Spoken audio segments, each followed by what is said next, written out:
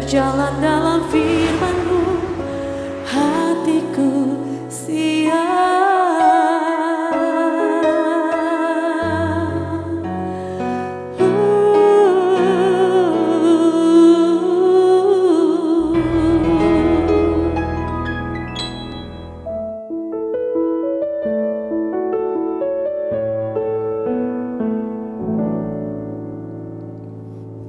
Salam, God lover yang dikasihi oleh Tuhan Yesus Kristus. Kiranya kita semua dalam keadaan sehat, bersukacita, berkumpul bersama keluarga kita dalam anugerah dan kedamaian. Saudara-saudara yang dikasihi oleh Tuhan Yesus,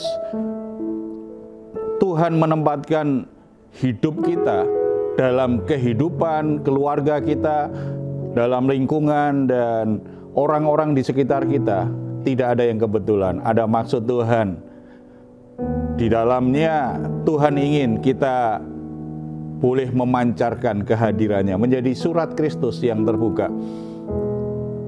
Saat ini kita akan datang kepada Tuhan dengan sebuah keyakinan bahwa karena Tuhan mengasihi dan punya rencana atas hidup kita, maka Tuhan pasti peduli juga dengan hidup kita.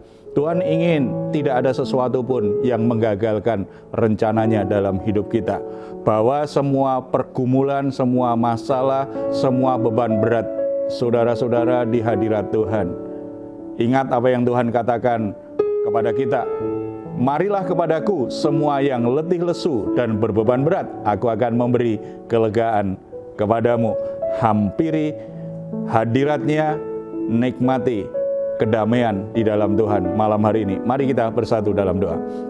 Bapa di surga, kami ucap syukur karena di dalam hadirat-Mu kami terpuaskan secara batiniah, kami terpuaskan, jiwa kami menjadi bersuka cita, hati kami dipenuhi dengan damai sejahtera. Walaupun kami mengalami berbagai pergumulan, ada banyak masalah yang belum selesai dalam hidup kami, tetapi Tuhan mampu memberi kami kelegaan, memberi kami ketenangan, karena di dalam Engkau, dalam hadirat-Mu, kami menjadi kuat, kami dilimpahi dengan damai sejahtera Allah yang melampaui segala akal. Hati dan pikiran kami sungguh-sungguh akan sanggup melewati semua tantangan, semua masalah. Sehingga melalui kehidupan kami, nama Tuhan dipermuliakan. Nyatakan kasih, kuasa dan kebenaran-Mu dalam hidup kami semua Bapa. Lewat semua permasalahan, semua peristiwa dalam hidup kami. Sehingga orang bisa melihat pribadi-Mu yang mulia itu melalui kehidupan kami semua. Kami ingin menikmati hadirat-Mu malam hari ini dalam pujian, penyembahan, dan renungan firman Tuhan. Engkau hadir, Engkau nyatakan kepada setiap anak-anak-Mu. Dalam nama Tuhan Yesus kami berdoa. Amin. Kami datang malam ini Bapa dengan kerinduan kepadamu. Biarlah hati kami dipenuhi oleh kasih-Mu. Terima kasih Tuhan.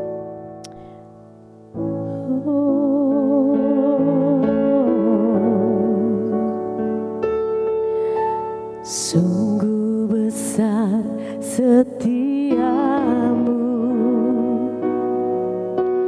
Kau nyatakan bagiku.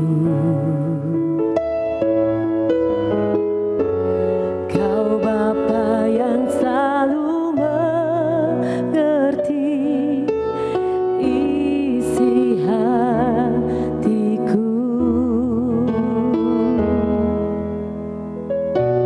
Kemuliaan-Mu Kau janjikan, aku tetap percaya.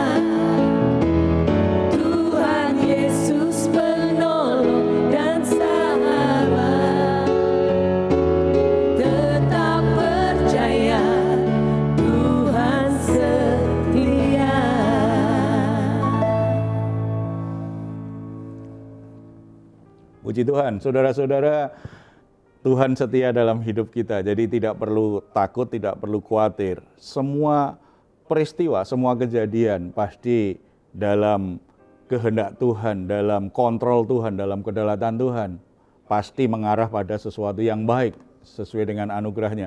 Saudara-saudara, kita patut bersyukur kalau saat ini Tuhan memberi kita keluarga, dan Tuhan juga memberi kita tempat tinggal. Tidak ada yang kebetulan kita ada di sebuah tempat, karena Tuhan ingin kita boleh menjadi saksi Tuhan di mana kita berada. Demikian juga tidak kebetulan kita bekerja atau berusaha di sebuah tempat atau usaha seperti apa.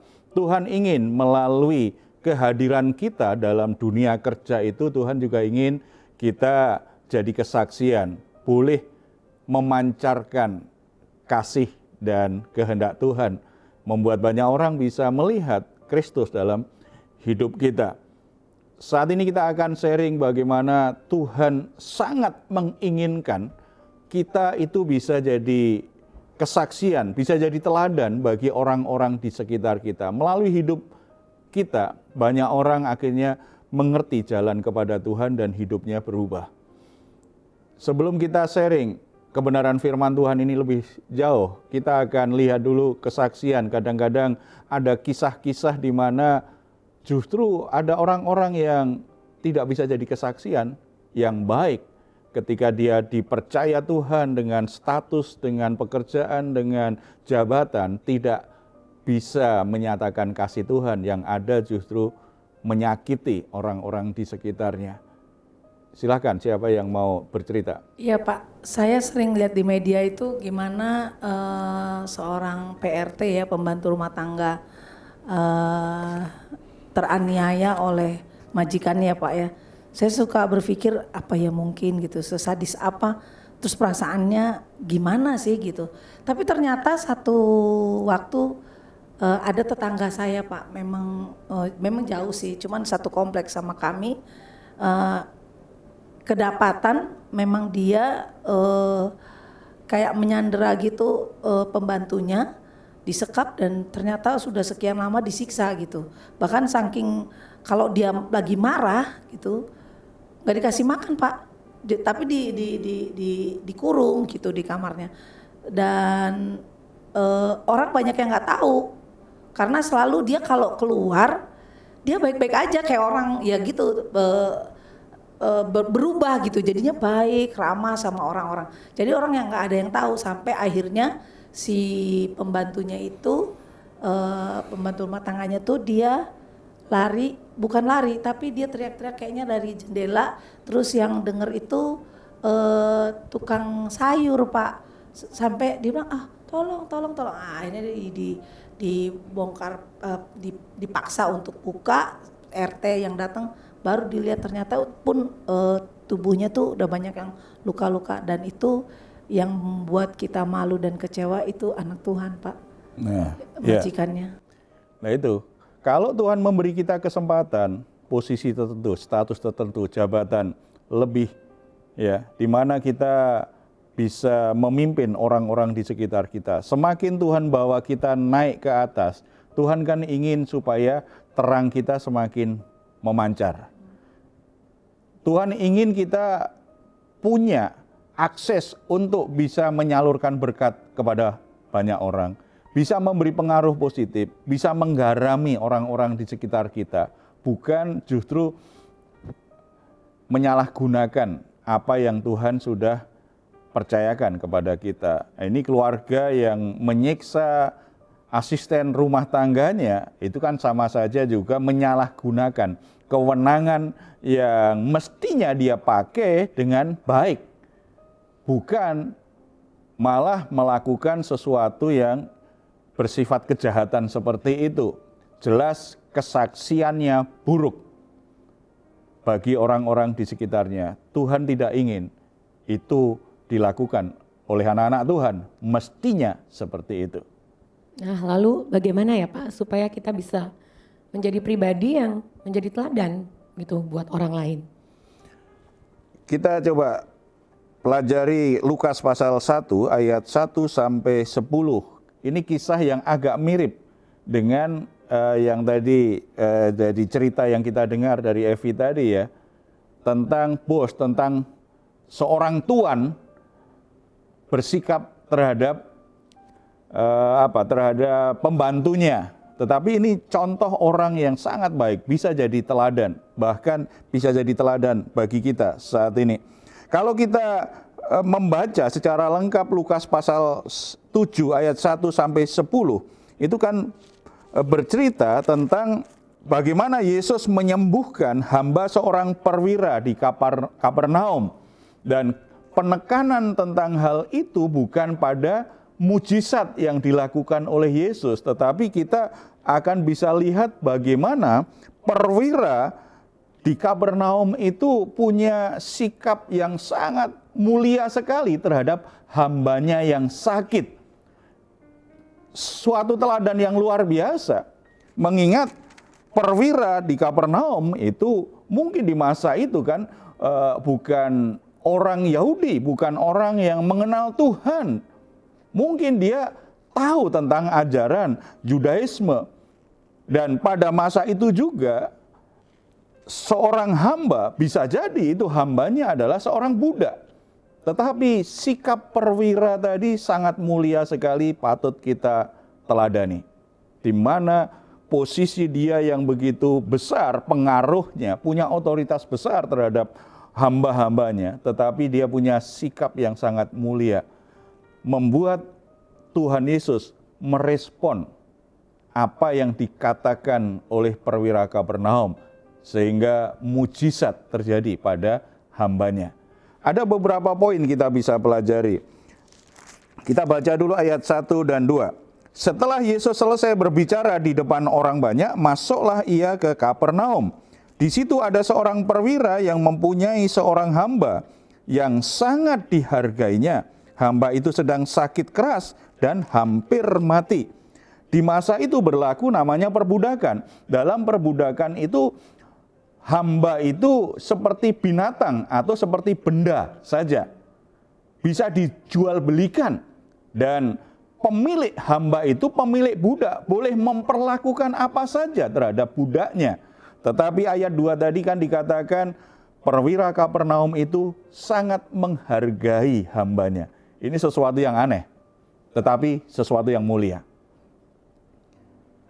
Dia menghargai hambanya. Berarti perwira ini adalah pribadi yang sungguh-sungguh punya kasih, punya rasa yang mulia terhadap sesamanya. Bisa menghargai orang yang statusnya sangat di bawah, bahkan statusnya budak. Bisa menghargai, dengan budaknya aja bisa menghargai, apalagi yang punya status lebih tinggi. Punya rasa hormat. Kalau kita ingin jadi teladan bagi orang-orang di sekitar kita, kita harus menghargai sesama kita. Bukan karena status sosialnya, bukan karena jabatannya. Kadang-kadang rasa hormat itu atau menghargai itu kan orang akan melihat jabatannya apa, status sosialnya apa, dia kaya atau miskin, dia berpendidikan atau tidak, dia punya titel atau tidak. Kadang-kadang kan embel-embelnya itu yang dihargai orang, membuat orang menghargai sesama seperti itu. Tidak ada embel-embelnya, tidak ada gelar, miskin, tidak punya status sosial. Seringkali orang memperlakukan dengan cara yang tidak baik. Sepertinya dia bukan sesama. Tuhan ingin sebagaimana Dia menerima kita apa adanya. Menjadikan kita pribadi yang berharga. Bukan karena jabatan kita. Bukan karena kekayaan kita. Bukan karena kepandaian kita. Tetapi kita adalah pribadi yang diciptakan Allah serupa dengan gambar Allah sendiri. Walaupun sudah rusak oleh dosa, walaupun sudah dihancurkan oleh dunia ini, tetapi bagi Allah kita tetap pribadi yang berharga. Kita tetap pribadi yang patut diselamatkan. Oleh sebab itu Yesus Kristus mati di atas kayu salib. Untuk apa? Untuk kembali menjangkau kita, tidak lagi terhilang. Meraih kembali kita yang sudah terhilang oleh dosa kembali pada dirinya sendiri. Memberi kita status yang baru, anak-anak Allah. Kita semua tidak layak untuk dihargai oleh Allah. Mengingat betapa rusaknya hidup kita, betapa gelapnya hidup kita, betapa buruknya kelakuan kita. Tetapi Tuhan tetap melihat kita sebagai pribadi yang berharga. Kalau kita menempatkan seseorang, menghargai orang hanya gara-gara status sosialnya, maka kalau kita punya tadi, misalnya tadi kan tuan dan nyonya yang punya pembantu, kan status sosialnya lebih rendah. Dia tidak bisa menghargai, memperlakukan asisten rumah tangganya dengan cara yang sangat kejam seperti itu. Sepertinya bukan manusia. Memperlakukannya seperti binatang. Karena apa? Karena memang menghormati orang hanya berdasarkan status sosialnya. Kalau kita menghormati orang, menghargai orang karena gelarnya, betapa sulit kita akan menghargai orang yang tidak ada kesempatan untuk mengecap pendidikan tinggi. Kita akan menempatkan orang itu selalu bodoh terus. Kita memperlakukan dengan cara yang tidak benar. Kita tidak menyatakan kasih Kristus. Sikap kita kepada orang lain harus seperti Yesus. Yesus bisa duduk, bicara, melayani dengan siapa saja. Orang yang punya jabatan tinggi, orang yang punya kekayaan berlimpah, tetapi juga dengan orang-orang yang dianggap sampah masyarakat, yang dihindari oleh manusia. Tetapi semuanya dekat di hati Yesus. Yesus menghargai, Yesus peduli, Yesus mengasihi. Hanya sikap yang bisa menghargai sesama sebagai pribadi yang dikasihi Tuhan yang membuat kita akhirnya bisa jadi teladan yang baik bagi orang-orang di sekitar kita. Yang kedua, ayat yang ke-7. Sebab itu aku juga menganggap diriku tidak layak untuk datang kepadamu, tetapi katakan saja sepatah kata, maka hambaku itu akan sembuh. Luar biasa kan? Ini seorang perwira Romawi yang saat itu menjajah orang-orang Yahudi. Berarti kan tuannya, bukan sekedar prajurit, seorang perwira. Jabatannya tinggi, pangkatnya tinggi. Tetapi di hadapan Yesus dia berkata, aku tidak layak. Jadi dia mengutus orang untuk berkata kepada Yesus supaya menyembuhkan hambanya yang sakit, bukan karena dia merasa jabatannya terlalu tinggi. Yesus hanya anak seorang tukang kayu yang berasal dari desa Nazaret, desa yang sangat kecil. Bukan karena status Yesus secara sosial yang jadi pertimbangan. Ternyata perwira ini merasa tidak layak di hadapan Tuhan Yesus. Merasa tidak layak, aku tidak layak.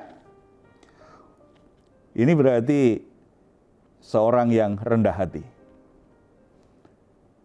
Kita akan jadi batu sandungan bagi banyak orang kalau sebagai orang Kristen, sebagai anak-anak Tuhan, kita tinggi hati.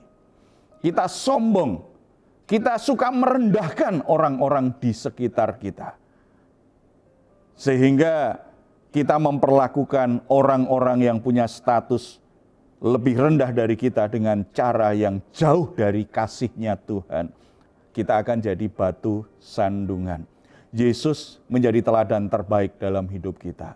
Dia yang pada hakikatnya adalah Allah yang maha tinggi. Tetapi dia sudah mengosongkan dirinya.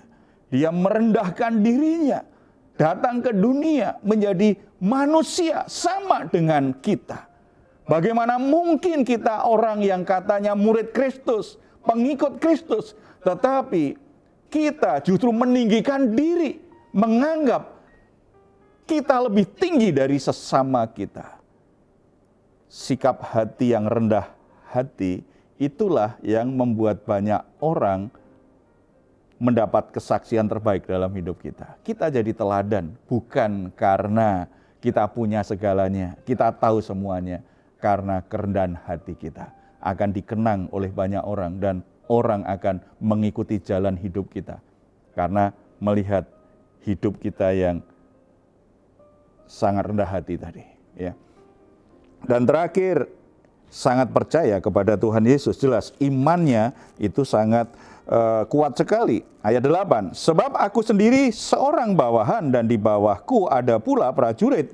Jika aku berkata kepada salah seorang prajurit itu pergi, maka ia pergi. Dan kepada seorang lagi datang, maka ia datang. Ataupun kepada hambaku kerjakan ini, maka ia mengerjakannya.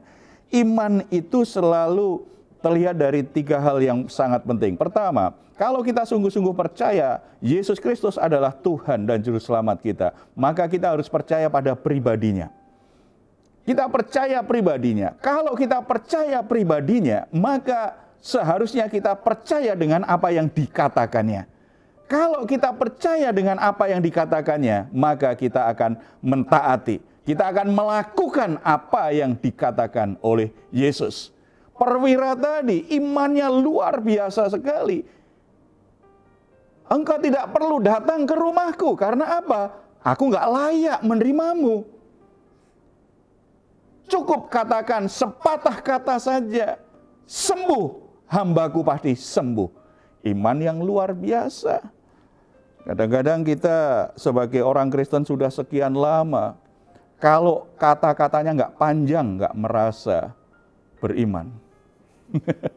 Jadi harus dengar kata-kata yang panjang gitu. Coba orang-orang Kristen kadang-kadang doa itu harusnya setengah menit selesai, dibuat 3 menit. Kan? Mau doa makan gitu, pendahuluannya panjang lebar sekali. Setelah itu bagian terakhir aja, itu cuma beberapa detik. Tapi panjang sekali sebelumnya. Jadi, perwira tadi imannya sangat besar. Cukup katakan sepatah kata, sembuh hambaku sembuh. Cukup Tuhan berfirman satu patah kata saja, sembuh, maka hambaku sembuh. Jadi saudara-saudara, yang menentukan bagaimana kuasa Tuhan terjadi, bagaimana mujizat itu terjadi, bagaimana kuasa Tuhan yang bisa mengubah keadaan kita, situasi sulit kita itu terjadi.